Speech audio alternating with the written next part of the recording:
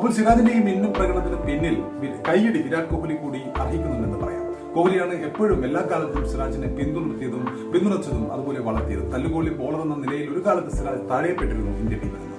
എന്നാൽ ആ സമയത്ത് കോഹ്ലി നായകനായിരിക്കും ഈ സിറാജിനെ അകമഴിഞ്ഞ് പിന്തുണച്ചിട്ടുണ്ട്. കൂടുതൽ അവസരം നൽകിയതോടെ ഇന്നത്തെ പോലെ ഒരു സൂപ്പർ പേസറായി മാറാൻ പരിവർത്തനം നടത്തിപ്പെടാൻ സിറാജിന് സാധിച്ചു എന്ന് പറയാം. സിറാജ് തന്നെ ഈ കാര്യം കോഹ്ലിയുടെ കടപ്പാടിനെ കുറിച്ച് മുമ്പ് പറഞ്ഞിട്ടുണ്ട്. വിരാടിനെ സംബന്ധിച്ചിടത്തോളം നല്ലൊരു ദിനമായിരുന്നു കഴിഞ്ഞ ദിനം. ബോളർമാരുടെ സർവാധിപത്യം കണ്ട കേപ്പ് ടൗണിൽ ബാറ്റിംഗിൽ ഇന്ത്യക്കായി തിളങ്ങിയത് വിരാട് കോഹ്ലി മാത്രമാണ്. 23 വിക്കറ്റുകളാണ് ഒരു ദിവസം വീണതെന്നതാണ് എടുത്തു പറയേണ്ടത്. ഇന്ത്യ 153 റൺസിനാണ് രണ്ടാം ഇന്നിംഗ്സിൽ പുറത്തായത്. ഇന്ത്യയുടെ 6 വിക്കറ്റുകൾ ഒരു റൺസ് പോലും നേടാനാവാതെ നഷ്ടപ്പെട്ട മത്സരത്തിൽ ഭേദപ്പെട്ട പ്രകടനം കാഴ്ചവെച്ചത് മുൻ നായകൻ വിരാട് കോഹ്ലി മാത്രമാണ്. 59 പന്തിൽ 46 റൺസാണ് വിരാട് നേടിയത്. ഇതിൽ 6 ഫോറും ഒരു സിക്സറും ഉണ്ട്. വിരാട് കോഹ്ലിയുടെ ഈ പ്രകടനമാണ് വൻ തകർച്ചയിൽ നിന്നും ഇന്ത്യയെ രക്ഷിച്ചത് എന്ന് പറയാം.